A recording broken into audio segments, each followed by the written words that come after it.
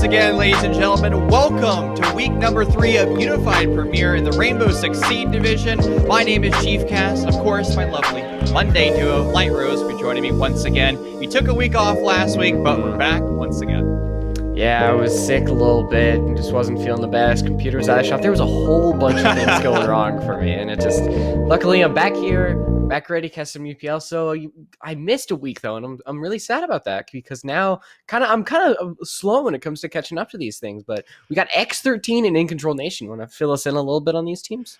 There's been so much drama around these two teams in the past, week since you've taken your break. Like, everything under the sun has happened. Come back to a house burning down. First, Flock of Seagulls stepped in for X13 as their coach, who also has an adorable puppy, by the way.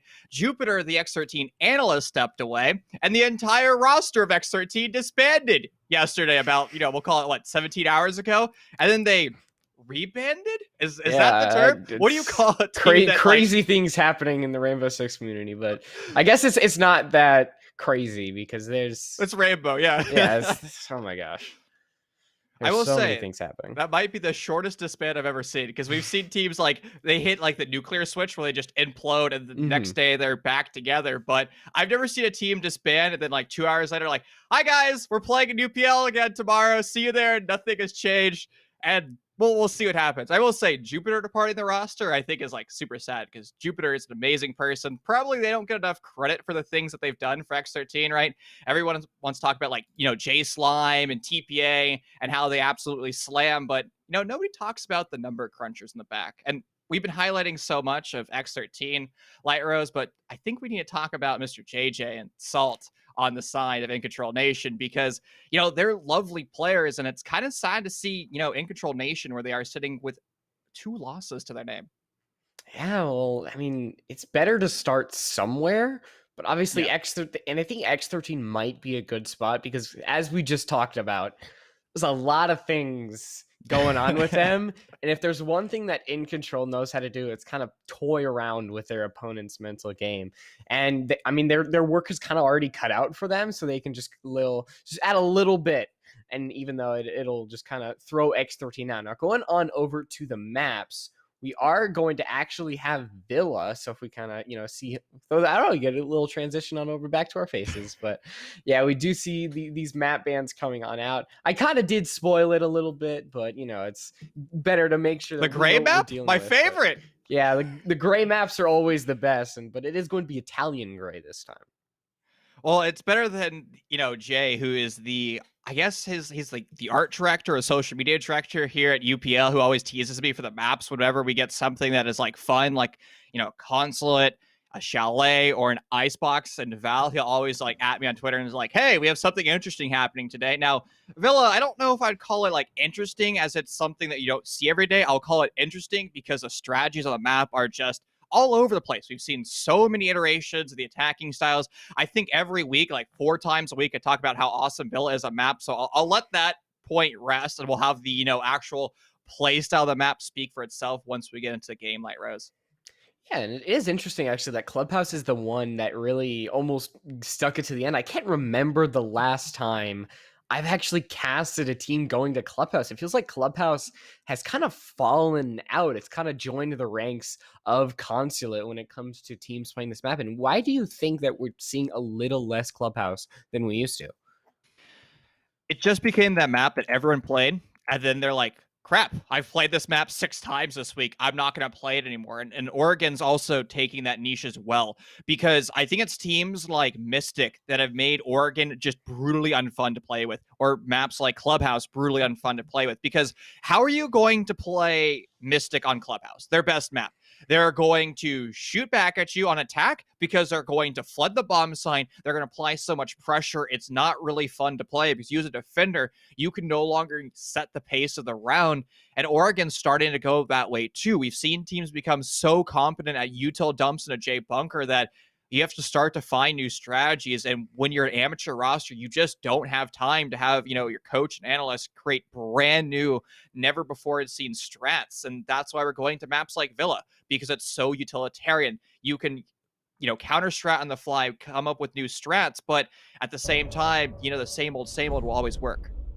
Yes, we're going to see who's kind of the best when it comes to using that utility, roaming, everything that really comes to make Villa a good map and a different map when it comes to all these other ones, simply because it does have its vertical play, but it also is a very horizontal map. It's very linear. It does have these 2 bomb sites, so everything is just a little bit of the same. Going on to these bans, we might not see really anything crazy. I'm guessing we might see a Thatcher, a Nomad, or a Ranged Hard Breach. Those are 2 bans that really are so-and-so. You might get one or the other depending on your opponent. And because we are going to have, it's actually a Flores. X13 going with the Flores. That is a new one, but it's also because Flores is a little bit new. So having him in the play, he is very strong when it comes to that, as you mentioned, utility dump. So getting Flores off the board might open up a little bit more different operator plays. I've never quite seen a Flores ban here on Villa. We see him a lot on Cafe because of how you have to deal with deployable shields. That's going to be an element here on Villa, particularly going to be that classical hallway, but the way to hold classical hallway isn't going to be quite as oppressive as Pixel. Sure, you could say, oh, my pancakes in the arch rafters of classical hallway, they're difficult to deal with, but a couple flashbangs, and that's all you need. Or if you want to waste one of your frag grenades, that's also an option, because the frag grenades are going to have that fragmentation and destroy all the my pancakes and ADSs there. So again, not quite to the extent of Pixel, but Flores is always going to be able to bypass it. He sees the ADSs, he sees it with my pancakes, high up, and he says, hello, utility, drives by it and blows up the shield. So I can see where he's going to be important, because he's still going to force the teams to go to utility dump, but it's just not quite as difficult as it is on some maps. So we're just going to have to see how, that pans out, because again, I want to go back to Utility Consumption Simulator, where 15 months into util sim, and teams are so good at it at the amateur level that it doesn't quite have the bitter punch it once did. And starting out on this first one, it is going to be AVG, and I think we're having the Wubs talking. Wubs is constantly giving off those comms. Little do you know that the entire game sound is through Wubs' mic, so you're getting the nice Wubs experience. But it's going to be a Mira, actually, who is going to make it through. And Mira on Villa, we see her a lot more, I think, on Villa than other maps, because teams choose to get rid of the Kaid, who's very strong on these certain sites, depending on how they play, especially on Trophy Saturate. That is really Kaid's home. But Mira, we're seeing her in games. This is kind of also her domain. She puts those 2 shields, one looking in Study and one looking in Aviator, and it really shuts down the attackers when it comes to that snap. And then advance to the side instead of going for Study, which was the normal play. You could usually either go from Master or go from Study, but because Mira is getting a lot more play, we're just seeing that teams are having to really choose to go to another side of the map.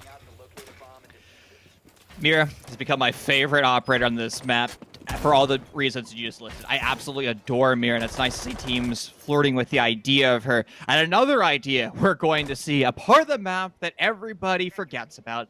Yes, ladies and gentlemen, there is a basement here in Villa.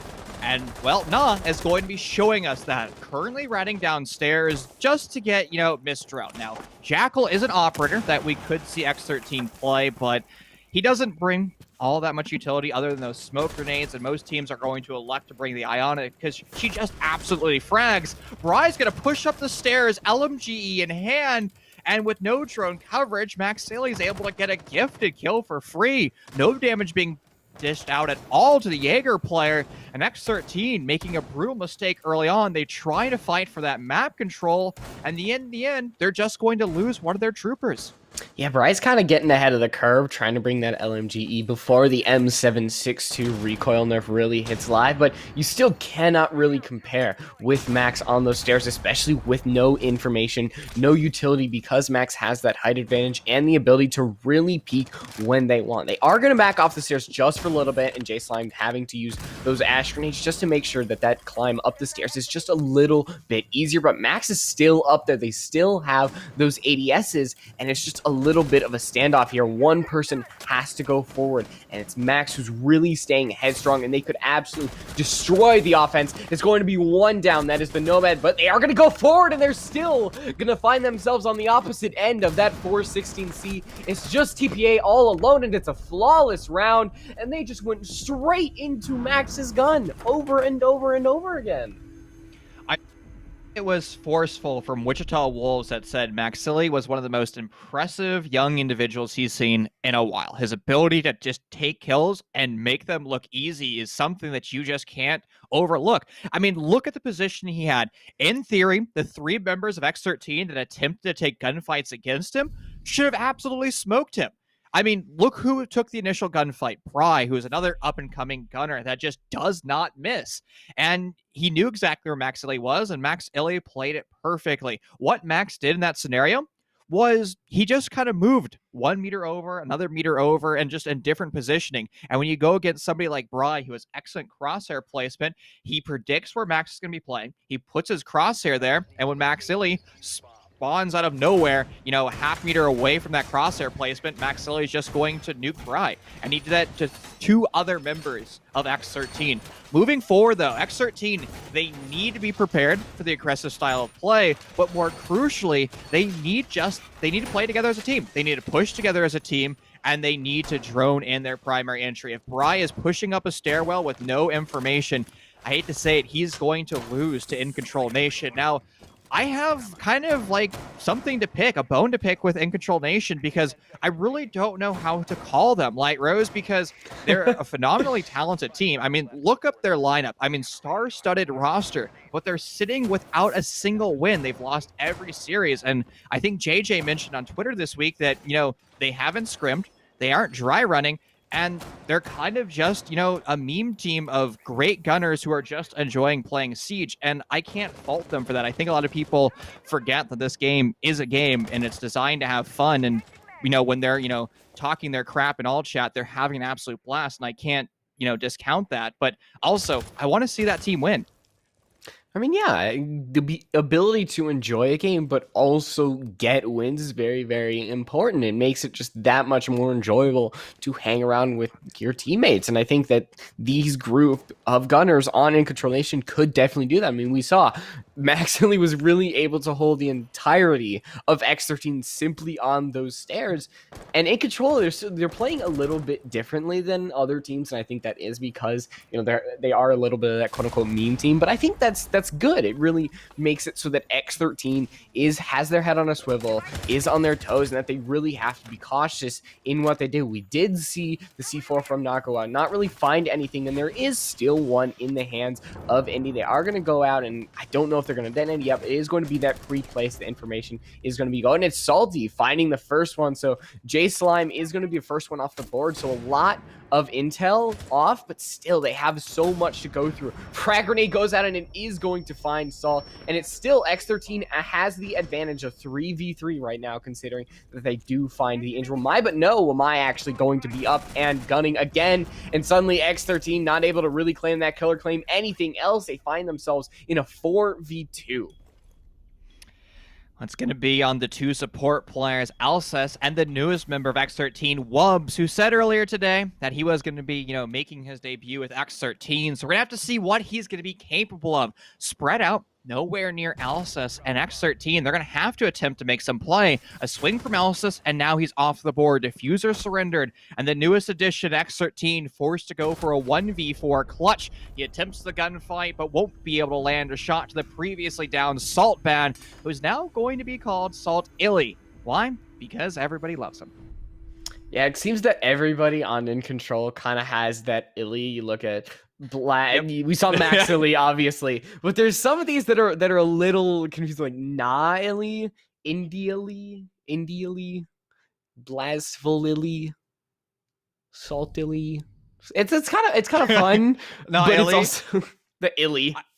I will say, not Illy like throws me for a loop every time I see it because I think it's like a different word. I want to like call him Mm-hmm. Niley, and that just doesn't work for See, me that's because it's why that's nah. why like in my head I'm like, oh, salty, because my brain Yeah. just sees salt and the Y, not Well, saltily. I also can't help but call Salt bad. Or I see I did it right there. I can't call him Salt. I have to call him Salt bad, like paying homage to his season 3 debut of SCS. I guess a year ago at this point when he was known as Salt bad, and it's just been ingrained into my head. And I just can't call him anything else, and it's terrible. Or like when you have JJ or Blastful, right? Like it's not Blastful, it's just JJ. Like that's just the way it is. That's just the way Siege casting life is. Like you just gotta respect the players' names, or you Yeah, could be like we're on me. a first name basis right here. Yeah, right. How funny would it be if like JJ's name was like not JJ and it'd be like something else? Like his name is just like Bob. I mean, I, you can do that on the internet. Like, that's true. Yeah, like our producer, right? Andy, also known as Dom. Like, is his name Dom? Is it Andy? who knows? Is it Andy Dom? Is it Dom Andy? Mandy? Mandy? He's very demandy.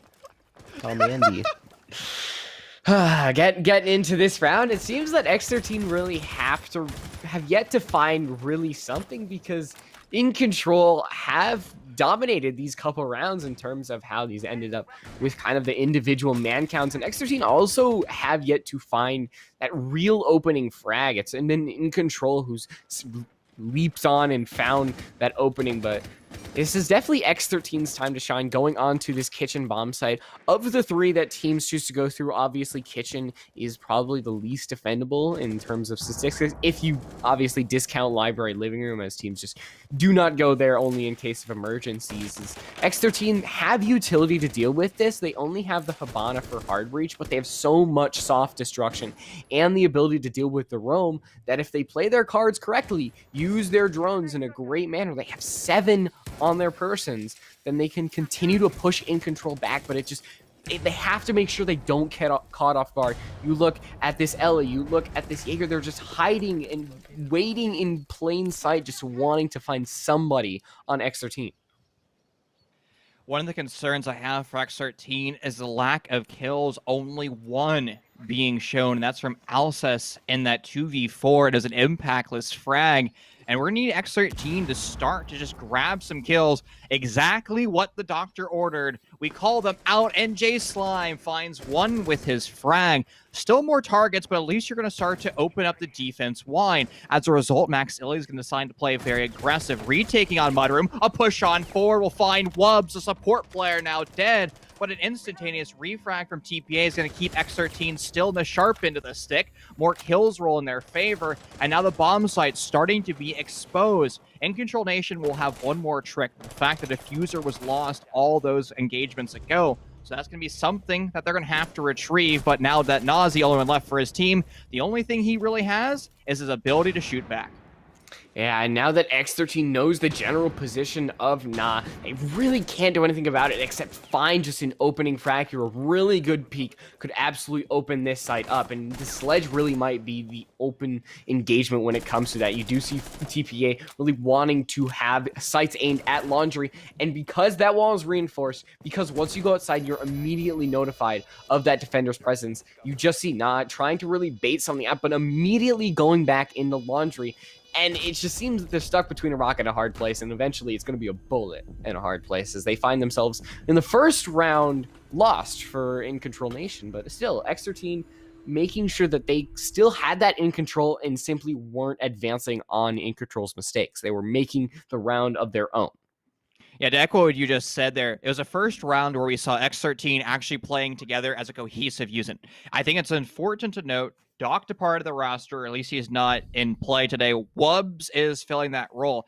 And I'm honestly not sure who's IGLing. It could be Wubbs, since he has the IGL experience, but maybe it just took, X13 2 or 3 rounds to start to understand how their teammates are playing because, as mentioned before, X13 really hasn't been dry running all that much. And now they're playing with Wubs, who's never played with this core roster before.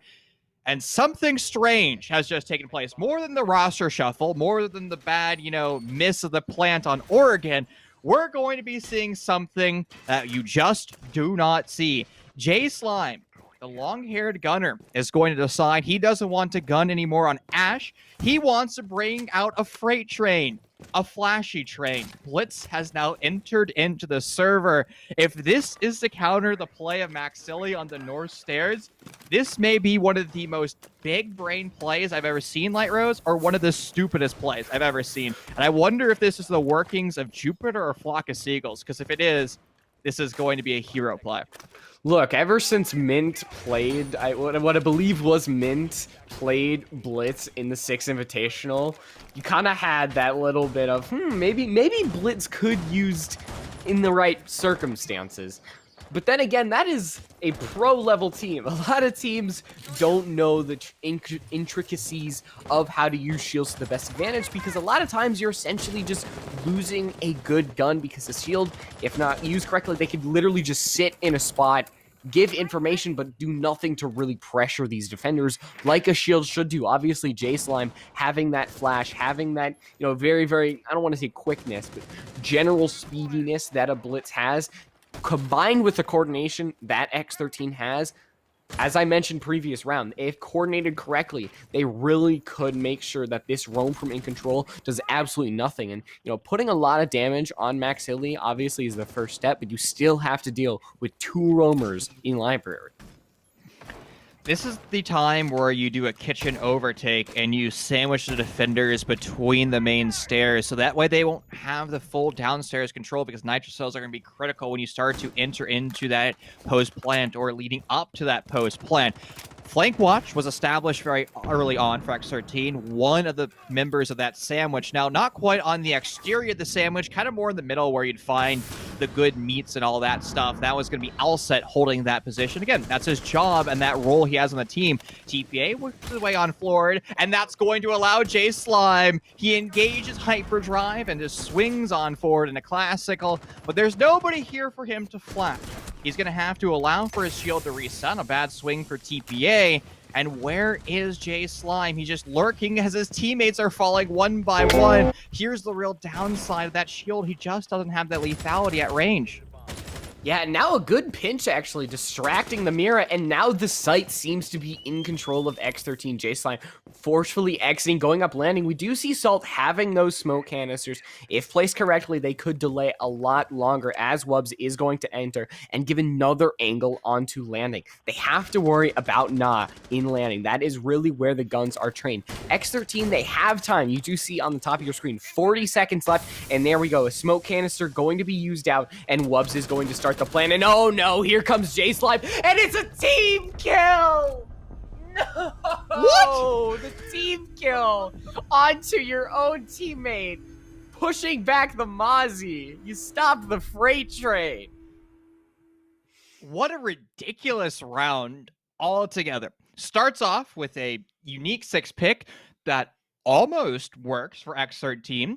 It initially grabs the damage onto the Jaeger of Maxilli, putting him below 25 HP. We see 2 kills roll in favor of X13, one on the flank, one on a cutoff. Great pressure from them.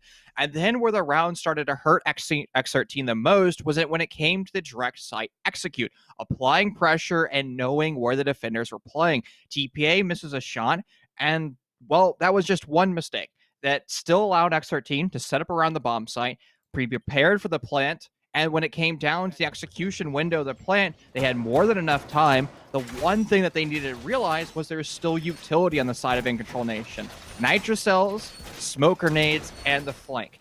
X13 elected to deal with it by just swinging into the bomb site and taking gunfights. That's not necessarily a bad decision to be made, but they had the drones. Quickly drone it out, find out and guarantee where the defenders are playing, and then swing, because Salt just systematically dismantles that last second push. And then you incorporate that team kill from Bry onto J Slime, and it just became a very bad pill to swallow because the coordination ended up breaking down. Again, this is not the first time that we've seen X13 make these mistakes. They are just simple communication errors, and I think it comes from the fact that Doc isn't in the server and Wubbs, who's extremely competent, they're just trying to find the new chemistry. And again, this is only the 4th round this roster has played together. So I expect these mistakes. Honestly, Light Rose, if I saw X13 playing with no mistakes, I would say they're inhuman.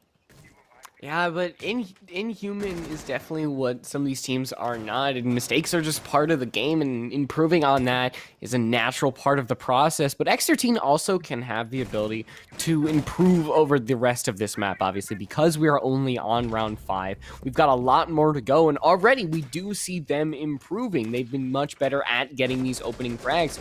You do see Na off the board. It seems that the Mute has kind of taken the bullet first in a lot of these rounds, whether it is Indy or not on the Mute. Having them go down loses you a C4 and some shotgun SMG to play. You do lose Salt now as well. You lose Magnets, and now X13 seem to be in control due to how quickly they got rid of the drone. You can see drones are going in, the Buck underneath wanting to get rid of those Mute jammers, and now X13 are setting themselves up for great success here. Indy on the flank, but in an elevated position from J Slime. No, that was actually Elsa that got that kill. Oh, J Slime goes huge. He just pushes his way in through the Master. He finds the 2 picks, double dry swings from INC, and the whole dismantled so swiftly. I mean, look at that kill feed for X13. They dominated every single twist and turn of that attacking execute. They deal with the offsite pressure relatively swiftly, and there were Mute Jammers and there were Mozzie Pests in play. And X13 either completely bypassed it or they just took no information mechanical gunfights and ended up winning it. A great play from them. And that's exactly what we need from X13. They need to go away from these complicated executes where they require so many steps and just go back to the nature of their roots, just winning gunfights, because they're a great mechanical team. I think that what we're seeing from them is they're just trying to get too flashy, and that might be a byproduct of their ban. Again, Floor is an operator that bypasses so many things. If you're getting stuck in the complex nature of Siege, deployable shields, ADS with my pancakes, some things that X13 have suffered with, well, you bring out the Flores, but that one single ban might be hurting them, which is why we're starting to finally see X13 realize, all right, you know what, screw utility, we're just going to shoot back. And shoot back, they really have done. You still have a lot of utility frag grenades. They have 4 frag grenades, a Gon 6. You have the Zofia impact grenades as well. So it's not like X13 are just absolutely abandoning it. They're still bringing a lot of soft destruction, but you see 2 deployable shields active, more Mute Jammers. Now X13 are going to have to be aware of that Echo Yokai drone, so they're making sure that X13, if they're dedicating themselves to kind of that frag mentality, that InControl can put themselves in that position to fight back, having that information, because Max Illy is going to be on those cameras, wanting to make sure that, whoever is on the Roman, Indy, once again, might be the first one to go down, but Mute needs to find a way to fight back, and I think that is going to be in part due to that Yokai drone. Now control starting to be taken for X13, pushing their way on into study, but at the cost of some of their drones. We already see 2 of them fall and haven't really grabbed much information. They know that Indy is still somewhere in the AVG side. They know Max Illy was over by 90. And that's the problem with just sending drones down range. You actually have to capitalize on that information. X13 will temporarily grab that opening kill, but an instantaneous refrag for InControl Nation, keeping our rosters toe-to-toe. 4 troopers apiece, and Indy still roaming over on planes and game side. The pressure he once had is starting to lighten up, but it's only temporary because he knows the swing's going to take place momentarily. Now, Indy can call in for some additional help, maybe a swing from Lamp to stop the push on in from the south door of study, but that swing has yet to take place. There's a lot of time really being dedicated to taking out Indy. They're bringing out the shotgun. If they find one here as well, this is going to be such a great roam. And there we go, taking out L's. And now Jay Slime has to chase down Indy. And really, that whole entire 30 to 45 seconds was absolutely for naught. We do see underneath the C4 going down pre-placed once again. So X13 wasted so much time for absolutely no results. All they lost was a single man, and that C4 going down.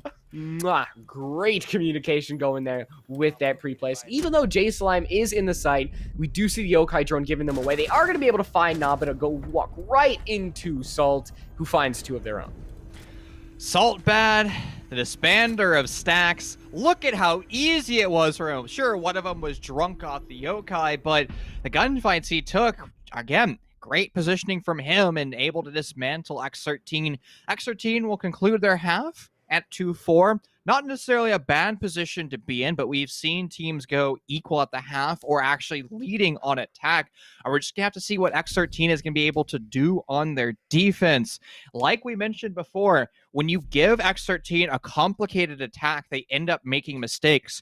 We brought up the sandwich metaphor before, and I'm going to bring it up once again. When you're dealing with roamers over on planes and games, it's imperative that you push together simultaneously. And X13 attempted to do that with Lset and J Slime, but they just pushed at different intervals. When Lset falls, J Slime wasn't actually applying enough pressure from behind to get that instantaneous refrag and shoot that Mute of Na in the back. And as a result, you saw what Mute was able to do. Drop down the south stairwell, go over to 90, preset his Nitro Cell, and with the extra Yokai still roaming on 90, get a free Nitro kill as well. And that was a nail in the coffin for X13. At that point, X13 was practically, in a hopeless scenario, and they tried their best. A great kill in the bomb site for Bry, but beyond that, unable to find anything. And again, now that X13 no longer has to have a complicated attack, they might be able to find something good on defense. The way I'd, summarize the X13 attack, it's like folding up a Subway sandwich. But when you actually try to push the top of the bread and the bottom of the bread together, it springs and all the meats, lettuce, and stuff flies everywhere. And now you have a floor sandwich. What is it with you and I and just food metaphors? I'm hungry. Is it something, like, it's not just like this week or last week, it's something about the two of us, and just like we always cast around this certain time where it's just like food is constantly brought up, and it's just a correlating pattern that just does not go away, and it's extremely funny. That keeping with that sandwich metaphor right now, InControl wanting to take control of that top of that Subway sandwich, keeping that nice and clean, nice and cool, and really pushing the rest of X13 all the way back to that southern side, to the bomb site, and J Slime really taking control of that close side doors. They actually have the M870, and I'm not going to let you speak a single thing about a single thing spelled A-K-O-G. No, we're not bringing it up. Wait, isn't it A-C-O-G? I mean, I think it can be spelled differently. Maybe. Okay, fair enough. I thought wrong. It was A. Maybe. Or at least by hashtag give M870 ACOG. It's spelled with a C. It could be C. I might be wrong. I also have a degree in finance, and I suck at spelling. Like, I can't spell to save my life. Like, if you had a gun to my head and forced me to spell, like, any word, like, I would just not be surviving that scenario. Just like Maxilli did not survive the opening duel. I don't even know where he got slammed from. There's murder holes from underneath. It could have been from 90. He might have been in the process of trying to deal to deployable shield over in Classical Hallway, but that goes to the point that I always make. If you're swinging Classical Hallway to deal with TPA behind that deployable shield, you have to make sure you have coverage, because if TPA jack-in-a-box is behind that shield and nobody's there to stop it, it's going to be a bad day. Now, the Wub's temporarily stopped. He's DB&O on the south stairs, but he'll be res back up to 20 HP for free since nobody's in that zip code for INC. J Slime being very, very cautious. I actually believe they peek away at the wrong second, and it's not enough the stopping power of the shotgun, and that might let InControl take control of that site. It's now just the Mira against the world of 4v1, and they're not even able to find one, as it's still InControl with a dominant 3-round lead so far. X13 did a lot of work in that round. They're able to find the opening duel. And they put up great fortifications. They had a great defense. They had good mirror window placement and good positioning by Jay Slime to eventually shut down Indy. However, that's where the storyline deviates. Jay Slime does not shut down Indy. He's getting shot from 2 different angles, and I don't even think he actually cycled that shotgun once. The pressure that INC had throughout that round was incredible. And InControl, or X13, had nothing to do with that round. They couldn't stop the tidal wave of InControl Nation. Even an opening duel onto one of the most standout performers of InControl Nation was just not enough. And I hate to say this, Light Rose, but X13, the strengths, the ability that they used to have where every gunfight that they took looked easy. Their defenses looked easy, just aren't there. The elements of X13 just seem to be kind of lacking. And I don't know if it was a frustration of Solar Flare. Sure, they ended up qualifying, but they had some heart-wrenching moments that at some stages, degraded team chemistry because they did temporarily disband. And I'd hate to say, but is that a factor that we're seeing today? I mean, there's a lot of mental fortitude in that last couple days that we've seen, fighting through those walls, and then just having all that drama. It can be so tiring just having to deal with all of that stuff, and then going the next day and having to play InControl, who haven't had the best start.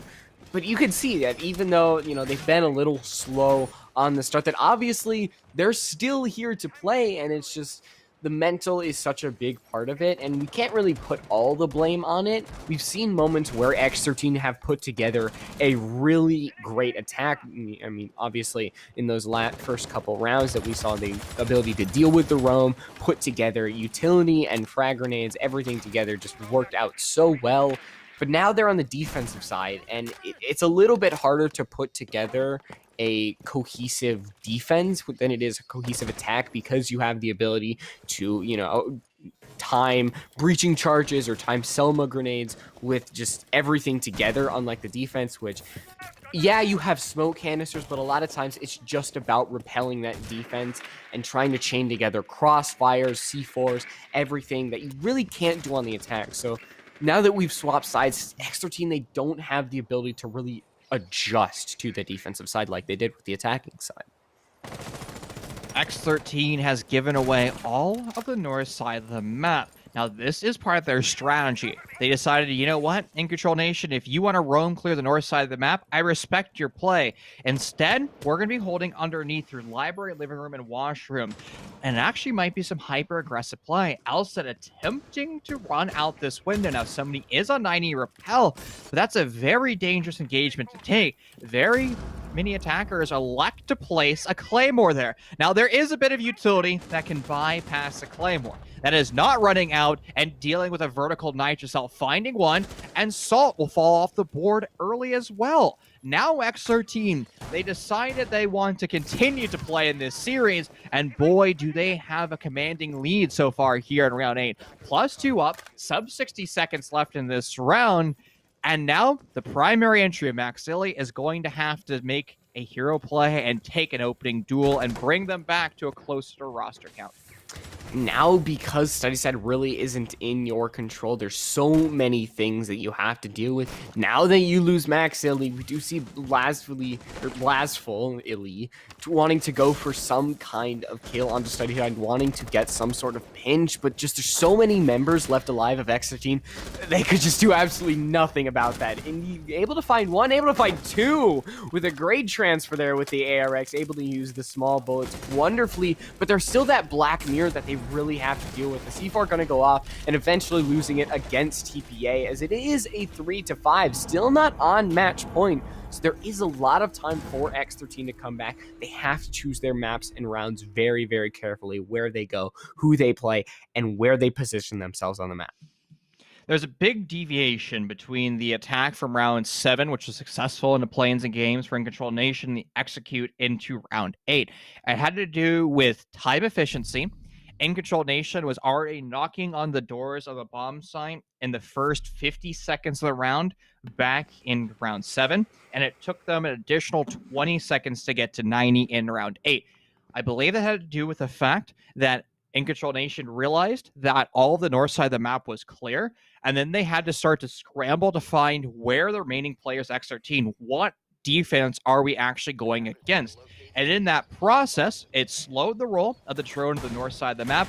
And when they started to gather information on the hold downstairs, that's when InControl Nation started to lose their roster count, losing a fake gunfight to a nitrocell, not really a gunfight, but an engagement to a nitrocell is a bitter pill to swallow, especially when Saltbound is going to be one of those opening duels, because he's your true primary entry. And look at the impact that he's had. I can see why he's changed his name away from Saltbound, sitting at the second most fragger right now, right behind the flank watch of Indy. But again, when you lose Salt early on, and when you lose another supporting player of Na early on, and your whole strength is applying direct pressure to the bomb site, establishing that boa constrictor-esque play, that's difficult to do when you're 3v5. Sure, you have more than enough time to be successful in that round, but roster count is a big deal for InControl Nation, and proving that point in round 8. TPA playing very, very close on this study side, wanting to really test the reflexes and droning of InControl. They're just going to go right on in, and it's a free kill for TPA. Max going on in, no drones, no information, and looking straight the wrong way, as now they have to deal with TPA down a person and down utility as well. We do see Indy able to claim J-Slime, and TPA is going to back off, but still, you do find the refrag, but you lost Max, and essentially a free kill for X13, and now you have to find all these roamers who have just scattered when the lights have been put on them. Bry has just found a nitrocell from underneath. He gets droned away from the south stairs, and he just says, you know what, I expect the attackers are just going to run after me, try to get this refrag. So great reaction from him to throw up that nitrocell. I saw it being placed. I was like, there's no way this gets a kill, but that's the reason why he's a player and I'm a caster. Now InControl Nation, the mistakes that they made in round 8 have returned here into round 9. Salt is alive, and that's going to be a big factor. He has to start to find kills, and at least it's not a 3v5. It's now a 4v3, so still doable for InControl Nation. They have exactly half the round to work with, and they're all on the south side of the map. This is an excellent opportunity to rotate JJ on over to Master, open up the split wall, and start to apply more pressure. As soon as you establish that cutoff, now the flexibility X13 is going to have on that bomb site, it's going to start to go away. But that flexibility, it wasn't quite there, and that's why Elset swings. He takes a gunfight, a good engagement for him, and now InControl Nation hurting once again. Just the inability to win that gunfight against TPA, it's just extremely unfortunate, because the crossfire was there, it just did not happen. The crosshair was there, excuse me. And now, as they take out Salt, it seems that InControl, they aren't able to put the finishing touch on the lead that they once had, the demanding lead that they once had, is now they're holding on to a sliver of it, one round, as X13 goes over to Dining Kitchen. This is where InControl, as I mentioned before, could really take it in, because Kitchen is, you know, the least defensive bomb site, barring obviously Living Room Library, like I said. And now we're bringing over the Vigil Ella Pulse, a big difference obviously from these prior rounds. And will we see that communication, or that great game sense that we saw from X13 like last time? Those C4s, the ability to really call out InControl on their poor droning, poor communication when entering, that is where X13 is shining compared to InControl.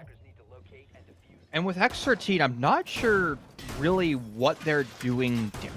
Their roams are more complicated. They have Mozzie Pests and Mute Jammers, which are creating roadblocks that any good IGL, like JJ is going to find as a hurdle. But also, Max kind of pushed without a drone into study just haphazardly.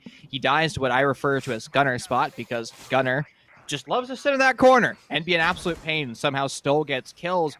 Or if it's InControl Nation going for more linear offenses, where when their round 7 execute, it was very dynamic. They're applying a lot of pressure to the bomb site, and they're pushing from multiple angles.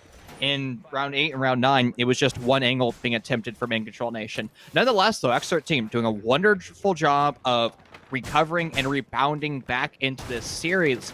And now they find themselves that one round deficit, and they're going over to the tertiary bomb site. this can be a very dangerous position to be in because InControl Nation, this was their weakest bomb site. And for some teams, they really struggle on holding kitchen because they just can't hold upstairs. They can't hold the middle floor, and they just find themselves getting shot from so many angles. They just don't know what's going on. Now, Capcan makes his appearance. And while Capcan is a unique operator, he actually might be able to help with his style of play. Not necessarily with his Capcan charges detonating, but you can hear the single bullet being shot. And I have no idea why that nitrocell was called from LSS. Because he has wall hacks. He knows exactly where InControl Nation was, and he knew that they were like 5 meters away. I have to agree with you. I don't know why it was called, because that's something that it seems that, you know, InControl, not very wary, or at least from last round, they're not very wary of certain surroundings. So if you could just wait a little bit more, be patient, get that free opening frag like you did last round. And you just need to take advantage of every single advantage that the defense gives you. It's going to be Bry who is taking out Blaz in this round, and that's the ace gone as well. They do find the refrag, but there isn't really a way to find anything in that lounge room. They are able to find Salt, but there's a whole lot of refrags going on here, and now it's just left up to TPA and Els on that first floor. A Pulse and a Capcan. Having that Pulse alive can benefit you extremely, knowing the general position of your enemies, if they're still on the second floor or that first floor, so you can adjust your defenses accordingly. They don't have a C4 in the pocket, which could change this round extremely, but still, a lot of time for InControl to gather their thoughts and attack this site correctly, and a lot of time for not to, you know, absolutely restructure the site and make sure there is nowhere for X13 to hide. Drones going downrange, trying to find the hidden holds of X13. As soon as they're identified, it's going to be guns blazing for InControl Nation. It's going to be an artillery barrage from a battleship. And X13 have to be light on their toes. They have to be bouncing around, trying to be as unpredictable as possible. A good corner, Alcest is going to find himself in, and it seems like Maxilli isn't aware of that. A stun lock goes out, and a pre-fire into that corner. It nearly misses. TPA is going to be able to find a kill, but he is refragged by Maxilli, and now it's Alcest. He is somewhat known in this corner. A sprint on forward from Gnaw. He's going to lose his life, but Maxilli is able to course correct and keep his team still into this series. It was looking dangerous there when Gnaw just flies on forward. A miscommunication being made by InControl Nation, but at least Maxilli clicks heads. At the end of the day, it's a 50-50 for a reason. You got a good shot at winning either of them, but now InControl, they are on match point, and still they just have to really finish it off. That is something that they weren't really able to do. And X13, now they're going to be able to go to AVG. They're going to be able to go to Trophy Statuary, a site where they really dominated. So if InControl can make sure that, you know, they aren't really caught off guard with this aggressive drone, make sure they're droning their fraggers in. That is something that X13 struggled early in the game with, that now once we go on to, you know, these last couple rounds before we go into overtime, that InControl just really finishes the entire thing off and, you know, puts that check mark on the game, make sure they get their first win of the season. My heart is breaking for Wubs right now, sitting on a big fat donut, 0-7. I would like to make fun of him for being 007, but at least he has 2 assists, so I guess I can't tease him that much. It doesn't exist anymore. 007 doesn't really exist anymore because the deaths is in the middle. I know. I want to be like that, like old Siege boomer. Back in my day, went kills, assists, and then deaths, not kills, deaths, assists. The future is now, old man. You're right. My bad. Well, the other old man in this lobby is also suffering. That's Wub, so it happens to the best of us today, apparently. Us old men are just, you know, a dying species here in Rainbow Six Siege, and Wubs has died 7 times as a result. Now InControl Nation, potentially on their final round here on Villa, and they're in a perfect position to claim their first point of the summer season on Unified Premier. Every game that they played across the past 2 weeks, they've ended up losing close gunfights and close rounds for InControl Nation, but this is the best that they've looked, and maybe they're starting to find themselves as a team. The drones also will find some impact in this round. TPA has just been identified over on the red stairs, but he stands his ground and takes a gunfight. Rifles a lot of bullets down range. They don't actually quite land, but allows Bry to sneak on forward since everybody from InControl Nation was too focused onto TPA. Max Illy, the star player of the previous round, now silenced. Impact grenades, stun grenades, the lifeline unable to be used, and now InControl Nation's gonna have to start to subsidize their utility if they need to burn the ADSs protecting the Goyo shields. And as Salt and Nog goes down once again to the Jaeger on the main stairs, it's something that both teams really struggle to get rid of. It's a 2v5, and the sound might really give the Jaeger away, but Indy, not able to hold the position long enough, wanting to really reposition, and now making sure that they get some sort of advantage with how they're positioning themselves. It is Blast and Indy still have yet to get any singular bullets on any member of X13. Is Blast pushing up, and they are going to be able to find the kill onto TPA, but you still have 4 members to go through. 3 C4s, and luckily there's no smoke canister, otherwise it would just seem insurmountable, these odds. Indy's going near the site. That black mirror is really going to give the position away. You do see Wubs behind it, just that ever-looming threat of the mirror. Still, the barbed wire is going to give the sound cue away, along with the positioning of Indy, as it's Blast in 90, wanting to get a little bit of a pinch here if they can force L's out of vault here. A 4-way angle of X13 players looking over into the gun vault door. The angles temporarily rotate for X13 and allows Elsa a drone hole kill, and Bry swings in from study. I was highlighting the positioning because I assumed InControl Nation would just take a while to go for their initial execute. What they are trying to do is set up their 180-degree crossfire, forcing that 4-way crossfire of X13 into a 1v2 crossfire, which it did exactly that, but most rosters take a while to do that because teams are very passive in that type of scenario. But that's one thing I like about JJ as an IGL. He sees the opportunity and he takes it. He's in a 2v4. It's a losing scenario. Most teams recover out of that. But InControl Nation, they tried their best. They end up forfeiting that round. And once again, we're going to see highlight plays from the south stairwells by another Jaeger. Jaceline this time doing his best Max Illy impression, and both rosters went into the exact same pitfall. They're just not dealing with on-site utility or buffer room utility or expanded utility, whatever buzzword or jargon you want to put in there. Teams are just saying, hey, I see a roamer, and then they just don't really do anything. Or they see off-site pressure of a Jaeger on the south stairwell with ADS and barbed wire, and they say, I'm just going to attempt this gunfight instead of going for a flashbang dump and followed up by a nade.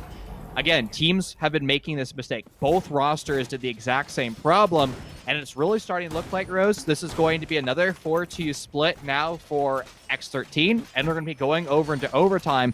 And my biggest concern for that is whoever has the 2 rounds of overtime might be the winning roster.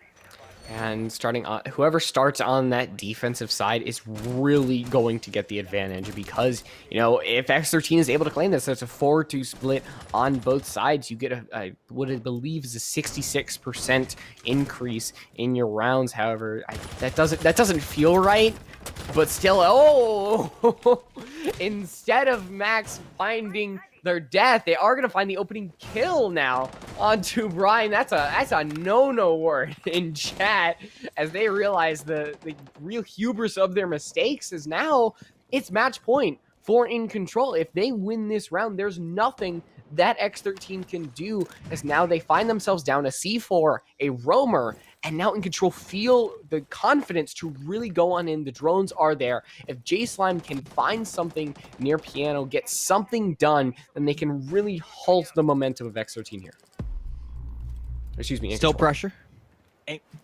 Again, with all these teams, like, they always have to find, you know, their avenue, their entry point. And for InControl Nation this round, it was just kind of a lucky spray in finding Bry. And as you mentioned, somebody from X13 now needs to get that refrag and start to initiate this round, because X13 will not have the luxury of just sitting in their bombs height and waiting for InControl Nation to make a play. Why do they not have that option? It's because in round 7, when they gave full control to InControl Nation, they set up an incredible attack. They applied so much pressure that InControl Nation was kind of like the building in Battlefield 4. It just crumbled and disintegrated. J-Slime, he does what we want. He tries to make the play, but he loses his life. And now it's InControl Nation, truly the leading team in this round. Salt Bad will find his kill. It's TPA and Wubs forced to make a hero play. Wubs will find 1 kill, but he has to go for the ace if he wants to keep X13 in this round, and he won't be able to do so. And it's InControl Nation finding their first point here in Unified Premier. And still, despite what X13 kinda has had over the past day, they still put up a good fight, especially for what we saw early in the match.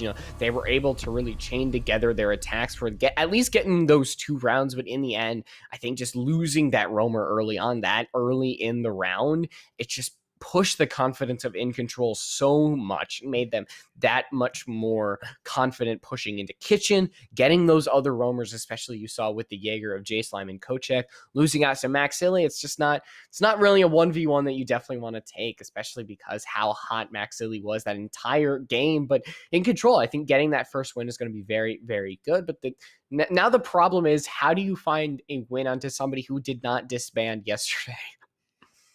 Yeah, as X13, there's growing pains for this roster. Doc's not playing. I don't know if he left the team, if he was part of the, the players who ended up disbanding that roster. Wub stepped on forward, and Wub's a former member of Slaughterhouse Bravo, Kara Gaming, standout player throughout his careers on those rosters. He just struggled today, and having casted him for well over a year now, I think Wub's either just had a terrible day or he doesn't really know how to play with the InControl Nation guys. And when you haven't dry run, you haven't scrimmed at all with your teammates, maybe you played a ranked game. That's it. I mean, there's so little chemistry there that it makes sense that you're going to go 7-5, right? Like, again, if I saw InControl Nation, or pardon me, X13 make no mistakes today on a brand new vanilla roster, again, like I said earlier, that's inhuman. Teams are going to make mistakes when this is their first ever live match or time playing together. Again, it's just part of Siege. It's part of anything. You can't expect players just to instantaneously fit together like puzzle pieces. It just does not happen. And InControl Nation, they've been down that rut too, where they're plenty talented and they were just losing silly matches in week 1 and 2, and now they finally take their first win, and they're going to be a team that you need to be fearful of here in Unified Premier. Both of them are. And we've seen InControl Nation stumble twice. We've seen now X13 stumble once, but they are still teams that you need to be prepared for in postseason. Yeah, and these 2 teams obviously were ones to really watch out for, but it's not the only teams that we have today. We do have one more match for you tonight. We're going to go to a quick break, and then we'll lay you down on all the details coming up.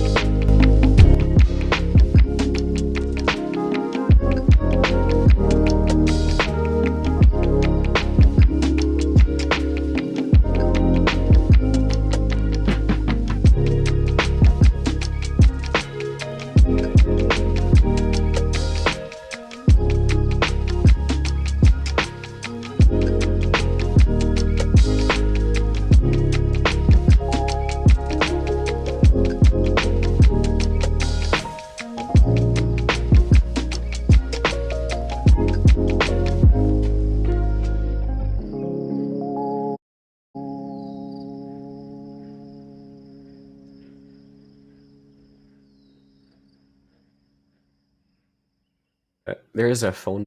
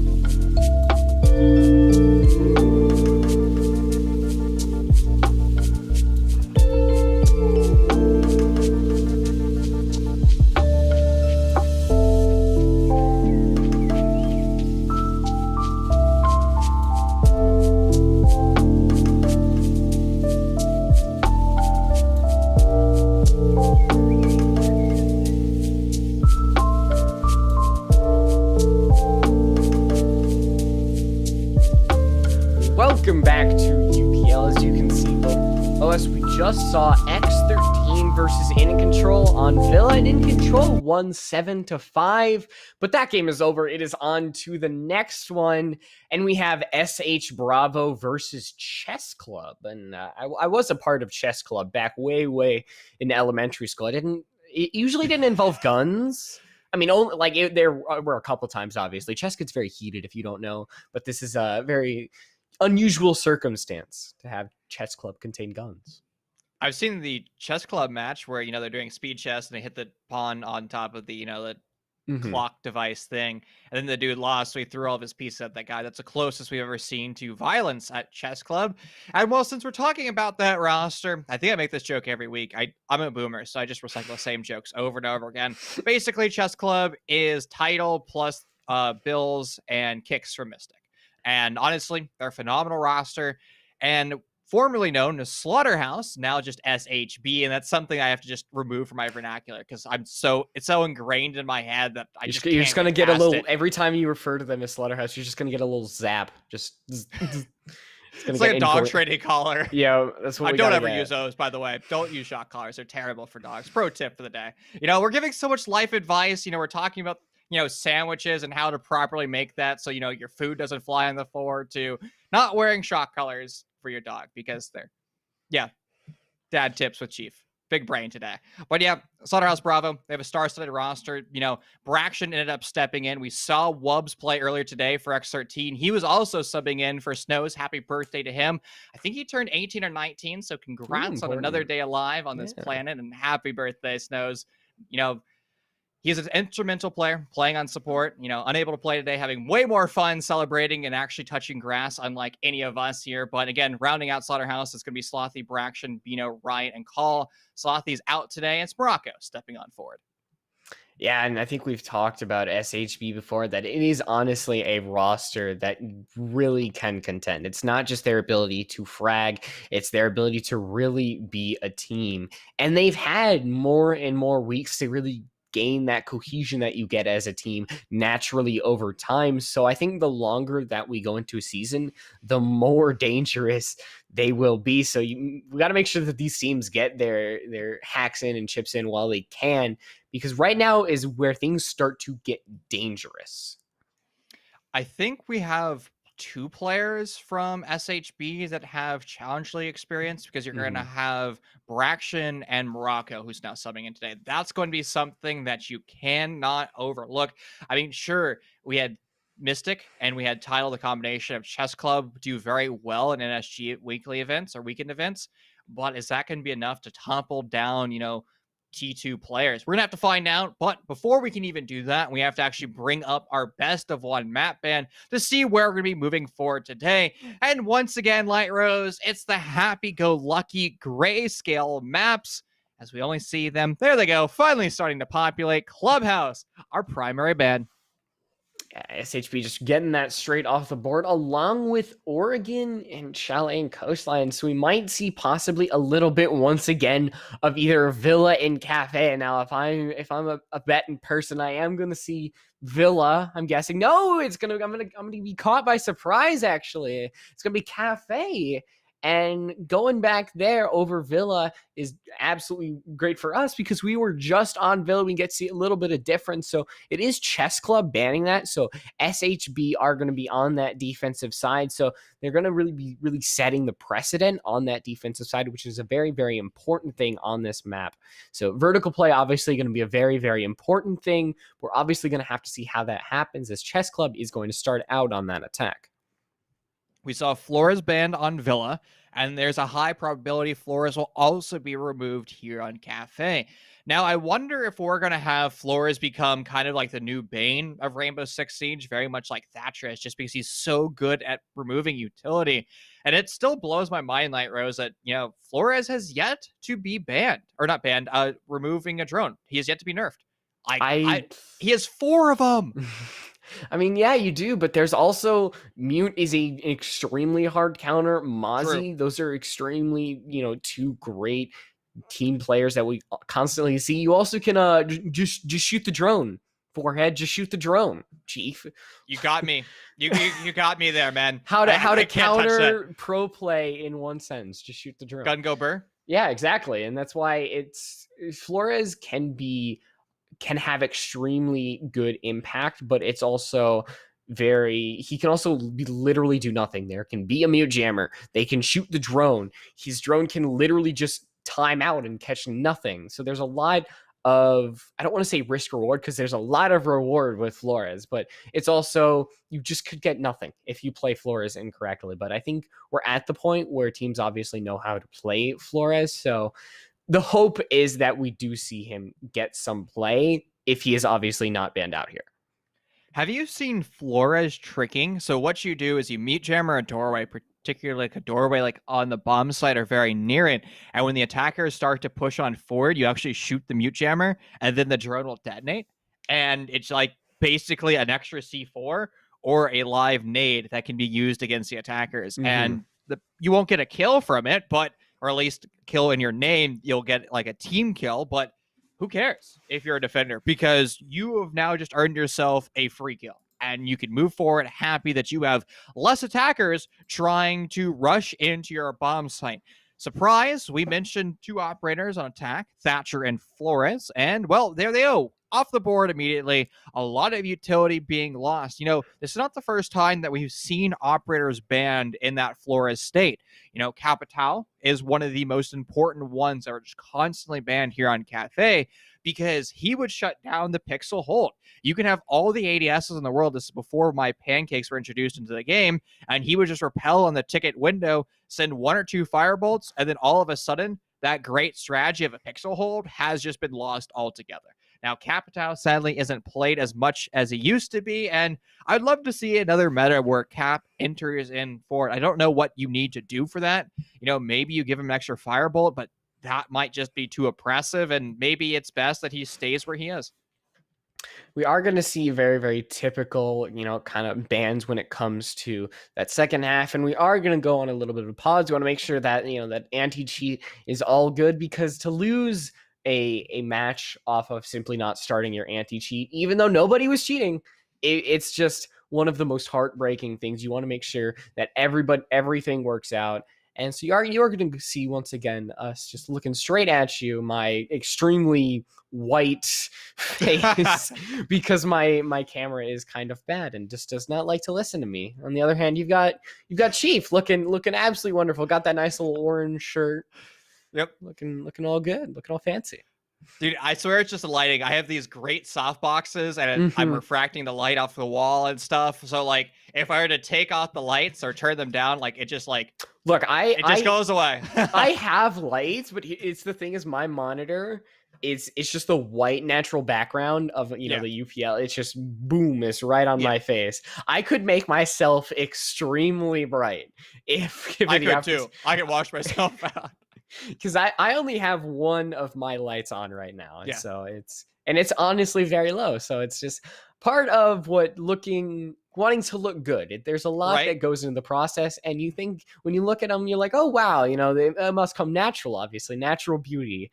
But no, it's lighting. There's so much technical things, whether if the camera's working right, how your monitor looks that you're looking at. Obviously, you can see mine is just blaring straight back at me. So it's part of the entire experience. I think many will remember I reworked my room, or reworked my room. I remodeled my room the start of last season, and I now have can lights in the ceiling too, which makes very nice even light distribution for my room. So like I don't have I used to have the torch behind me, which is like this pillar of light, and it'd give off orange light, and it looked absolutely terrible, and it was orange like my shirt. Yeah. And it was just no bueno. It was terrible to look at. It's probably an eyesore. So I think so. The guys over at Face It Collegiate kind of strong-armed me and saying, all right, Chief, if you want to be on the main channel, you're going to need to deal with the lighting situation. I'm like, all right, guys, I got you. So soft boxes are the way to go. Yeah. And then, I think we're ready to go back in, Chief. I hate to interrupt your I guess we can't have a conversation about lighting. I'm sure all of Twitch chat just wants us to talk about lighting for the rest of our days, because they're not here to watch. Extremely interesting topic of lighting. They're not here to watch Unified Premiere. I can say all the TikTok models that they like are modeling from light, so I'm sure they're very into it. You sound like such a boomer when you say that. Like you've mentioned that haha boomer, R6 boomer. That is the most boomer, literal boomer that you have sounded. I gotta play my role. I gotta do the bit. Do not say those TikTok girls. I didn't say girls. I said models. Because okay. you gotta make sure everyone's preferences are being met. True. You got to make sure all of our friends in any community that they reside is being representative. Of course. Heart hands to everyone. Of course. And interesting on the side of SH, they're bringing the castle. might not see Castle in certain areas, but if you're really able to, you know, barricade off Cigar certain areas, you do see Bino really in Cigar using that pixel really, really well, having those ADSs, even though they've kind of adjusted the site a little bit because of those Castle barricades. SH are still playing this beautifully. They do have, you know, deployable cameras that they're able to use. They might have two. I don't know if the Rooney did, but yeah, they do have two. So the ability to repel not only Cigar, but keeping them out of Cigar shop as well. SH have, you know, kind of kept this strat in the back pocket, and seems that it might be working really, really well, because Chess Club don't have a great way of dealing with it so far. And the red wall was left soft. That seems to be a give me for this play. And it seems like Chess Club is going to just wrench away control from SHB. The expansion into CS Cigar Shop just not working out well. Valiant effort and a great strategy, but it's just getting removed one by one. Snake's Armetta is going to find a 3K so far in this round. He's stepping up, and I think he's also a substitute now for Chess Club. I mean, you give him Zoe, and he will eat up. Doc is going to be the first casualty for Chess Club, but they still have full control of the west side of the map, and we have 60 seconds to go. We're going to need a play to happen, and it's going to be right over on the Pixel side. He has to make a swing. The support player, Mr. B, is DB node as a result, but he's going to be res back up as ReedSync finds that counter frag, and there's Bills finding the final kill. It was a stomping for Chess Club. Round number 1 in their favor. It seemed they kind of met a brick wall, but the fact that they left the red wall unreinforced, that meant that they really could just absolutely push on through. I thought that that would be reinforced. That meant they would have to push into Cigar Shop. And because there were deployable shields, ADSs, the mute was in there, the barricades, it seemed that it was all set up for that. But because they were able to slip into Cigar, able to get rid of that deployable shield and really pressure back anybody who was playing there, it just seemed like that was the one flaw in a strat that otherwise seemed to be, you know, a great counterplay to these attacks. Again, you have such a complex strategy, and I would bet $1 million that red was supposed to be reinforced and somebody made a mistake. I don't know, because usually that wall is one of the first things to go, and I don't know if I see anybody on SH actually going to reinforce that. So it actually might not be a mistake. It just might be how the strat works. Again, we're armchair analysts. Yeah, right? Yes. Like, that's the thing, is we aren't the coaches, we aren't the players, and we don't know what the strategy is for. And, you know, pro casters have got in trouble for this. You know, they say, oh, you know, this strat was made for this reason. And then, you know, pro coach comes in and say, no, dumb caster, it was made for this reason. And sometimes, you know, things are just, they don't go as planned. And I've mentioned this before, you can scrim or dry run that strat a million times, and maybe it was intentionally soft, and the attackers just push in through CS, and they don't end up pushing through that soft wall. And the one time it enters to a live match, the attackers do something different. There's so many variables when it comes to creating up a defending strategy, particularly unique ones like that it's hard to calculate everything moving on forward. Now, Chess Club, they're going to be executing once again the exact same bomb site. Upstairs into bar we go. Snake's Armetta is going to have no problem opening up that southmost window, but an adaptation is being made by SHB. It's going to be the positioning of Braxton. No Mossberg shotgun in hand. He's going to go with the pocket G8 with a weird twist and a weird bezeling on it. He elects to go for the swing, and Snake's Armetta has already gone away from that. But if those toxic grenades start to go off, Snake is going to find himself in a very dangerous position. He's going to be forced to fast repel away, and that actually might lead to his downfall if somebody is ready to capitalize from the garage run out.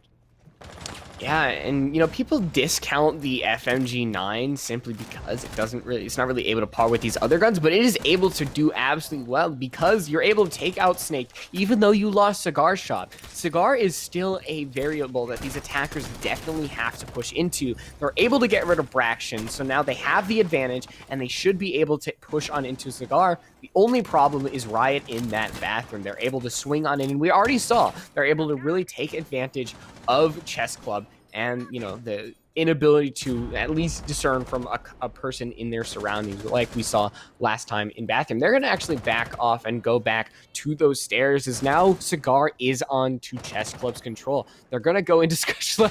They're actually going to fight their way to they're going to squeeze in on that doorway, and still they're trying to set themselves up here, but they're taking a lot of time to do it, and it's a 4v3 that allows SH to really gain one more member off a mistake of Chess Club. They have to be very, very careful how they play this.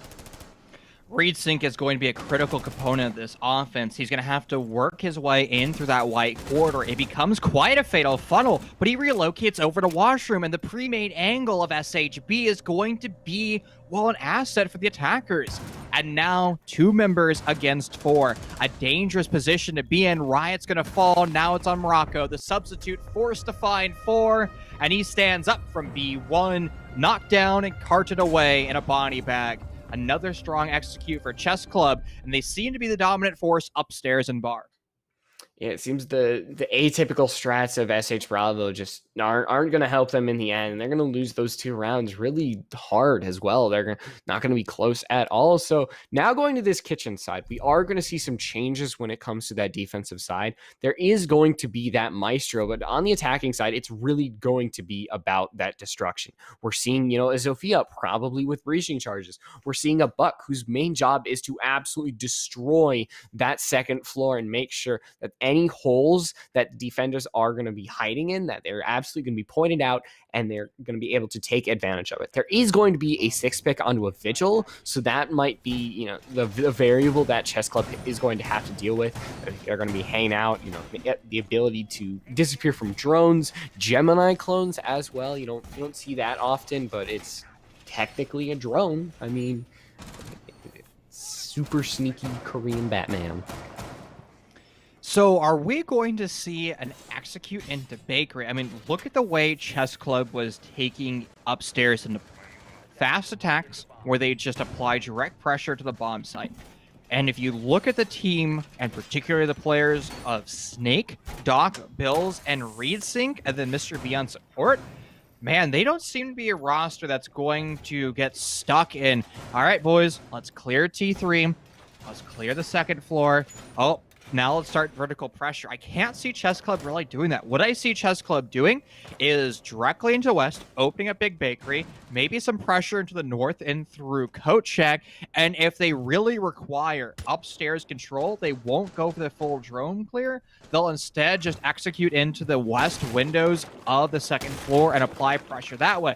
However, my hypothesis has been proven wrong, as it seems like Chess Club, they have a strict plan in mind, and that's going to be pushing from above. They're already using X-Cairo pallets to open up the red wall, but this is a defense downstairs and kitchen. Coveted hard breach gadgetry already being used for a wall that is basically a gateway into map control. You can bypass it altogether by dropping in through Skylight or opening up a different hatch. Yeah, so Chess Club electing to, use those X-Kairos, you can see that they do have a plan wanting to make sure that they do not get caught off in that hallway in Cigar Shop or anything like that. And I think it's forced SH Bravo to go onto that second floor. They are doing their job of wasting times. There's going to be some sprays through the wall, and it's only going to be Morocco who takes some damage. There's going to be some pings going on through, as it's still SH Bravo who are just being forced back and back and back by the members of Chess Club. Cal trying to get a pick onto something, as we do see the vertical play might be, something that SH really have to deal with. Snake not gonna be able to find anything in that rating take, as Bills really now might do the work of just creating holes that the defenders are going to have to run from, as once again it's Chess Club having that opening frag. We've seen this for the 3rd round in a row, and SH need to find a refrag quick. Everything the defense is doing, whether or not it's on-site pressure or roam, is just being dismantled one by one. And while Chess Club's going to have the exact opportunity to do the same thing, they're going to dismantle the ceiling from above. And you have plenty of gadgets to do so. You have the Buck Skeleton Key, you have flat place breaching charge of Snake's Armetta from his Zofia, and that is going to be something that SHB needs to be terrified of. But the vertical play has now ended. Snakes Armetta walks down the wide stairs, takes a gunfight into VIP. Bino's able to get a refrag playing over on a coat check. 82 bullets to his name, and all just starts to sing, finds another one, but eventually now losing his life. 30 seconds left in this round. All off-site pressure has been dealt with by Chess Club, and now they have to deal with the utility on site. Braxton the smoke, 20 seconds of time denial, and it's going to be Chess Club forced to push on forward. Bills are going to drop in through Meat Locker, and that's going to attempt to bypass the smoke grenades. A great swing in the second kill for Mr. B. Now it's on the Challenger League player, forced to find 3. He does 1 for his name. SMG-11 forcing the reload, but he'll stop there over by Firebox. A great course correct and an adaptation mid-round with 5 seconds left to take the gunfights for Chess Club. Morocco was able to find 2 members with that 1 spray from the SMG-11. That probably would have gone in their favor. We saw some with both Bino and Morocco, the 2 individual, players that really got the round done for SH Bravo. That was really the only reason it was close, because of those 2 individual players getting those 2 individual kills. So it's not close by, utility and counterplaying your attackers. It's just winning those gunfights, holding these angles, and just, at the end of the round, catching them off guard. So SH Bravo yet to find a round here. Going back over to Kitchen, they're keeping the exact same things. Nothing's changing, both on the attackers or the defenders. So in terms of play, how are they going to counter, this very, very aggressive top-down from Chess Club? Is Cal going to, try to go for a peak early in the round? Are they going to try to, hold their sight when it comes to Cigar or anything like that? Whether it is Riot, Cal, Morocco, someone needs to find something early on so the roamers have more of an impact, because this site is extremely important when it comes to roamers, so they need to get more done in the round. Yes, they did waste time, but just did not do enough. My approach to the adaptations for SHB would be to do a similar roam, but snipe away the drones and actually fall off sooner. The reason why you'd want to do that is so you can help fortify the first floor hold, because the real success in that round was Bino. He was over by Coat, and he single-handedly got 2 kills and wasted about 30 seconds. If you had somebody else over in Coat, maybe somebody over in Small Bake, or somebody to hold a secondary position, that round becomes very different, because you're going to lose that player in VIP, and then Bino swings, and a secondary member of SHB swings, and all of a sudden, Chess Club is no longer in, a 1v3. They're in a 2v3 offsite, and that becomes a lot more winnable for the defense. Think of it like a defender on a CSGO map. Usually they're defending a bomb site against a large attacking force. Maybe, it's a 5-man push. Sometimes it's a 4-1 push, or whatever the offense is doing in CSGO or Valorant. But the defenders always have a man disadvantage temporarily. What they do is they hold crossfires and they play together and they swing together. And if SHB did that at all during that round, it becomes completely different, because it was a 20-second execute, and we saw the SMG-11 bro stop the execute dead in its tracks and turn a 20-second execute into a 5-second scramble for the diffuser and a kill. Nothing much happening yet. Chess Club still haven't gotten a lick of damage on these roamers, but still, the roamers have given up that second floor. There is a minute 30, as right now we do see Bills starting to open up that floor. Snake having, those impacts, having those breaching charges as well. So it seems that Chess Club are being kind of given free reign, but the question is SH Bravo, how are they going to counter that free reign? There is nobody in Christmas. We do see Cal over by Bar, but the drone is going to be able to spot them, so they still have to back on up. That's what we're seeing so much of, is it's just backing up, up, and up, and up, and eventually you have nowhere left to go. Cal is going to get taken down, and Chess Club just has so much map control. They have top floor, they have that eastern side, and all really SH can do is just try to win those 50-50 gunfights, try to really deal with the cards that they have dealt themselves, and that's really not a situation you want to be in with 30 seconds left in the round. Down 1. You do have 1 in coast, so Morocco is going to be able to find Reed Sync. I believe that was on those red stairs, but as Riot goes down in the code check, you still have to hold on to Bakery somehow, even though that information is going to be going out. We're back on that 20 seconds. still seeing, you know, a 4v3. The execute has to happen sometime. The diffuser is in Mr. B's hand. As Braxton's going to take a little bit, but Snake is going to be able to take out Murado. And it's all the way back up into Bakery as Bino's just on that 30 HP. They are going to go on to the Maestro Chem, trying to take out Mr. B, but the diffuser is going to be going down. It's just not going to be enough. And Chess Club, 4 in a row. And SHB, they're just struggling on this defensive side. I will say, SHB does exactly what I asked them to do. The way they held their defense on paper is sound. The one element that they're missing is they just can't shut down Snake. He's doing an incredible job on primary entry, and that's what he's known for, being a spearhead of so many rosters, and also the pressure of call by Long Whiskey Bar. 3 members of Chess Club was taking that engagement, and there was no help from Riot. There was no help from Morocco over in Cake. They just let their single player take a 1v3 gunfight, and Call's a good player. He's going to get smoked in that scenario 100% of the time. Nobody, even tier 1 pro GOATs, are ever going to survive that. It's just impossible, because you have 3 rifles trained on you, sending bullets your way. You're just going to die in that scenario. If you're Call, you say, Riot, open up your green barricade and swing. If that happened, one of those barricades or one of those gun barrels is forced to go into coat check. Most likely going to be Snake's, and he might not even react in time. If you also have Morocco swing in from Cake or Small Bakery, now Snake is in a 1v2 gunfight, and if you incorporate Cal, that's a 3v1 gunfight. And that becomes very complicated, and all of a sudden that offense that Chess Club had has gone away. It's no longer the power positions that they once held. But we're not really seeing that dynamic play from SHB. Everything that's going on is just individual plays and individuals trying to get kills. And in Rainbow Six Siege, if you play as an individual, you'll lose an individual. The only way to really be successful in Siege is play as a team. The moment individual plays becomes a factor, it becomes the losing factor. And Light Rose, I think we're rushing.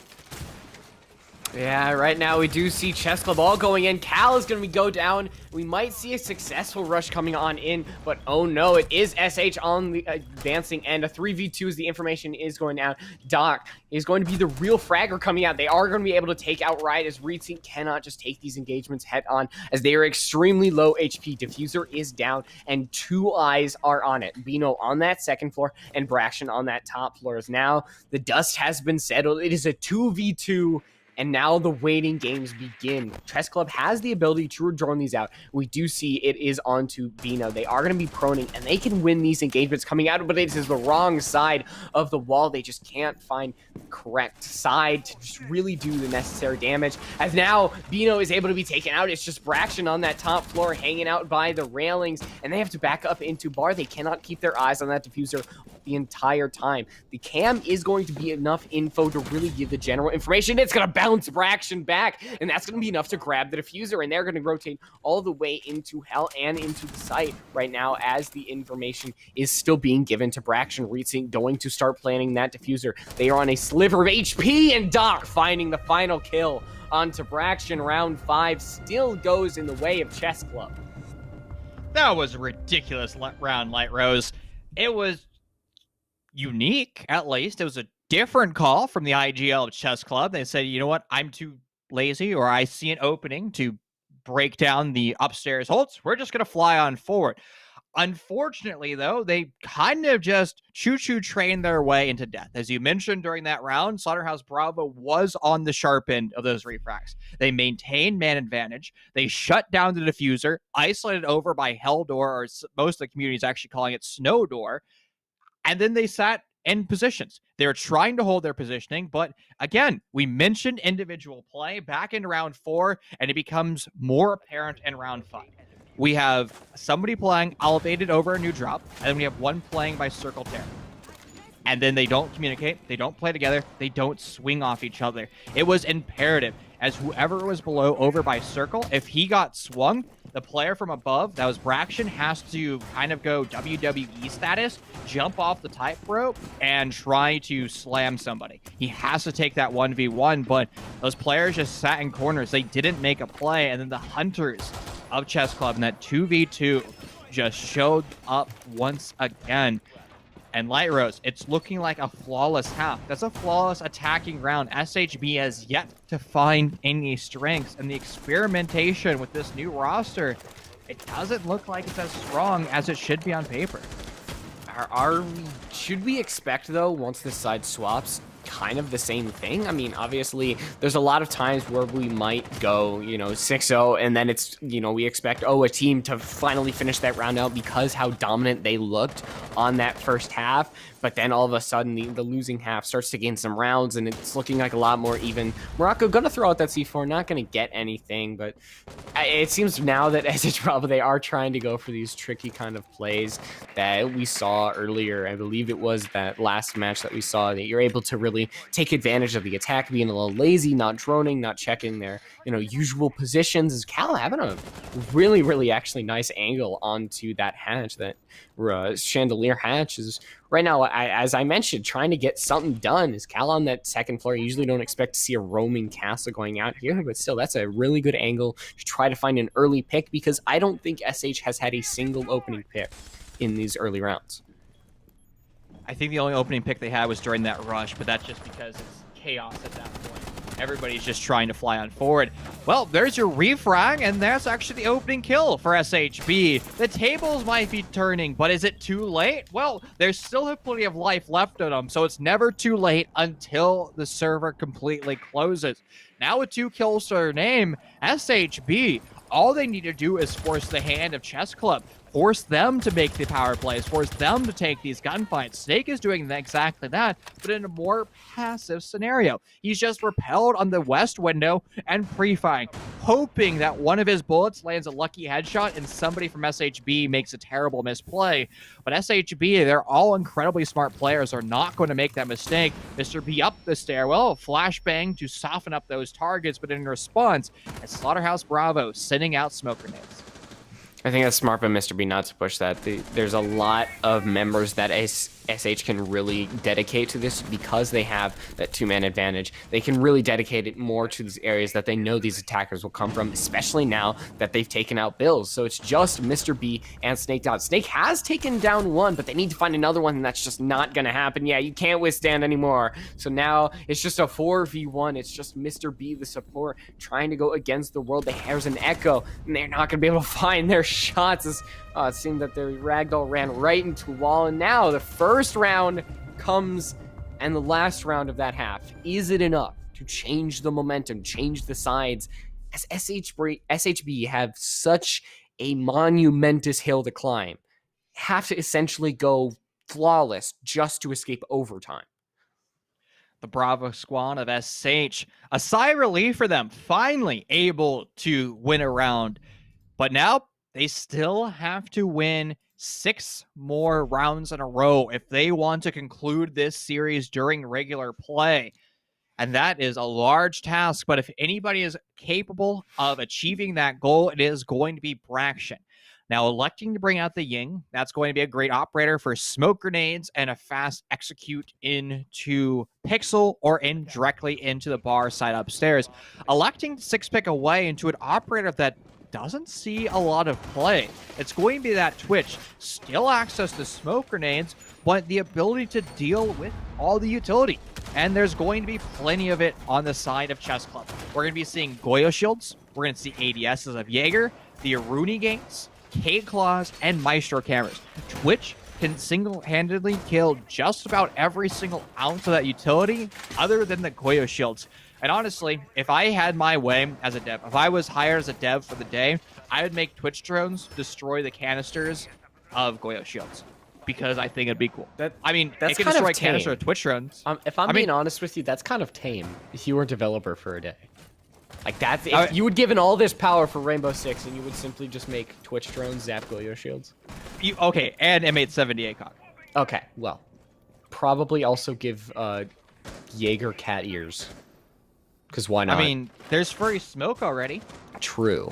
Very true. So we already have the cat girl operator. I mean, there's a lot of power that one can get with Tachanka Unicorn being the developer. Yeah, you could do so much with all this power.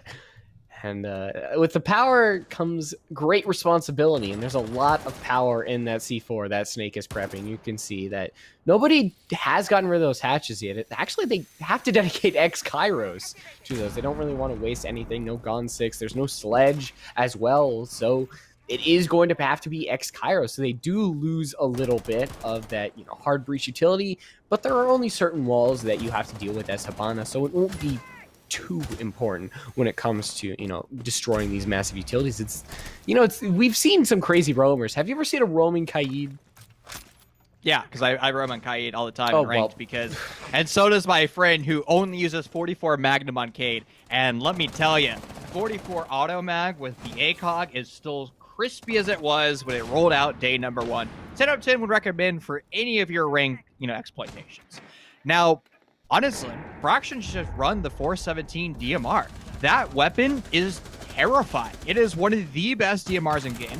20 bullets now recently being buffed, and it will consistently 2-shot. If you can't land your shots but have a decent trigger finger, dude, 417 DMR is yours. I can be a spokesperson for that gun. Plus, it also has an ACOG. I'm always team ACOG, as you know. I'm also team whoever gets a good execute going. So far, Slaughterhouse Bravo, they have a decent execute. Unfortunately, they lose one of their troops, their primary support off the bat. Fino has done his job opening up red, but he won't be able to open up anything else. If you want a long line of sight into washrooms or into bar bank storage, no longer an option, so it's going to force Morocco to do exactly that, finding kills and attempting the refrag game. Yeah, a lot of damage being done to Morocco as you see the Maestro Cams just doing enough damage. I don't know if actually that might have been the Electro Claw. Who knows at this point, as it's Bill still staying strong inside of Freezer, and you still have so many members of Chess Club to deal with. You've got Reed Sync, you've got Snake, as once again, we're still in that 2v2 like we saw in that rush, but instead, there's going to be a lot of intel on the side of the defense. Morocco going to be pushed on up in that white corner. It's Cal who finds the Maestro, so it's just Reed Sync who has to deal with 2 members left. They are going to peek in the white corner, and they're going to be able to find Morocco, but they do not have the health to really contend, but Cal gets caught reloading through the rotate. Where is the dialogue of SHB? You just had Zoe die to that gunfight. Did you not know where he was swinging out from C3? And if you didn't get that communication dialogue, retrace the bullets. Retrace the audio cue. You could have heard that swing from a mile away. That was a standing swing, not a run, but a fast trot to that gunfight. That audio cue should have been apparent to both players of SHB. I will say, though, a 4v2 turned into a 2v2, actually technically turned into a 2v1 in favor of SHB. Incredible for them to bring that back. Unfortunately, when it matters the most, 10 seconds left in the round, and you have to take a gunfight, and you blunder both gunfights because one player is reloading, the other one doesn't communicate where that final member was. I mean, terrible position to be in. And Reed Sync really highlights it well. He drops the yikes, and while that's pretty vanilla for BM, he does kind of nail that well. I mean, it was a bad misplay by SHB, and now their only round where they could pull a mulligan has been lost. Everything that Slaughterhouse Bravo does, or SHB does, is going to be under the microscope. And that's an uncomfortable position to be in. But again, I want to harken back to the fact that there are 2 former Challenge League players on the side of SHB, Morocco and Braxton, and that experience when it comes to a tight game like this, or, a more spread out scoreboard, is still going to keep their roster in check, and they're going to try their best to move forward to make sure that they go into OT. And I think that's once again going to start with that opening pick. We did see that, they were able to grab something on, those last couple rounds, able to get the refrags, able to open up with something and make sure they give themselves a natural advantage. And they're going to go for a bakery side push. We don't see anybody 2 on that second floor. I believe it is going to be Riot, and they're just going to meet the friendly face of Snake, who's right on the window being very, very aggressive. But I mentioned that refrag is extremely powerful. So there's a lot of utility down on both sides. You have a Smoke and a Yana. Those are probably the 2 most heavily utility-centered both attacker and defender on both of these sides. So both gaining something and losing something at the same time, but they need to be very wary of Bills. And luckily, Morocco's going to be able to escape with their life, and they're going to take out Bills in the process. A great reaction coming out, and we can obviously see why they have that CL experience and how it came to benefit them, as now it is a 4v3 advantage for SHB. What a banger shot. I mean, 99% of the time, Bills is going to take that engagement. Running the needle once again, both these players and both these teams flexing the mechanical skill, using the Maverick holes against SH, and now both rosters are now equalized. Halfway through this round, Braxton's still in the process of opening up this wall, but he's lost a lot of his coverage. So if an enterprising member of Chess Club elects the prone angle, he might get slaughtered in that process. But that's not going to take place. ReedSync is going to be much more passive on this angle, and he missed his window of opportunity. Still electing for that prone, but he's still on the passive angle of this. And, well, it pays dividends. Patience and trigger discipline finds him a kill, attempting for his third in the round, dishing out a ton of damage. Now SHB forced to go for an XQ with a man disadvantage, converted back into the equalizing factor. 2 and 2 apiece, sub 60 seconds. And if once Cal gets taken down, it's just up to Morocco 1v2. Red Ping's going crazy, and it's Doc finding the last one. 7-1 domination coming out from Chess Club. I don't think most of us expected it to really be this one-sided, but in the end, a great showing from Chess Club there. That was quite a series. I was expecting a closer game for SHB again. That's a roster that has pedigree on it. And to lose 7-1, I don't know if it was Slothy not being in the server or what it was, but SHB was just making too many mistakes. They were stuck in their ways. Let's go back over to their first 2 rounds, electing for that atypical hold of bar, expanding over into Cigar Shop.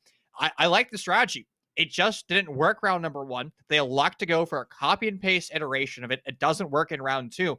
When I see rosters just constantly butting their heads against the same problem, it's hard to watch because we don't see these rosters really making the necessary steps on 4 to correct those mistakes. And again, SHB is a team that is better than a 7-1 scoreline, and maybe it's what happened to X13 earlier on today. You have new players. You have Snows, who's out being subbed in for Wubs. Slothy wasn't here today. Maybe it was just a culmination of, teammates not here and bad dialogue, but Stakes Armetta was also playing, for Chess Club, and he isn't a registered, primary member of that roster, a member of the dedicated 5. So I guess Chess Club also had those growing pains today, and they excelled with it. Yeah, but having to really work on the fly, we saw obviously some great plays coming out from the side of SHB in that last round as well for Morocco. Morocco really seemed to be the player on SHB that was consistent, that was getting those frags. And he's the sub. And keeping those rounds in. So today was kind of the sub surprise that we sub on both sides. The sub kind of, played back and forth with each other. But in the end, Chess Club was just able to support their sub better. And overall, get a dominant 7-1 on Cafe. That was just a great showing by them, honestly. And if you loved what you saw today, fear not, friends. Unified Premier will be back with you for more Rainbow Six Siege action tomorrow at 3 Pacific Standard Time or 6 Eastern Time. Make sure you tune in. And for the first time ever, it's actually going to be Fellow and Infernosis together casting like their proper duo. Scott's actually going to be showing up. I don't have to substitute for him. So if you want to see that casting pair make their debut once again, make sure you tune in. But for Light Rose and myself, we're going to be stepping away. More Unified Premier action. I believe it's League of Legends on next, but we'll see you then.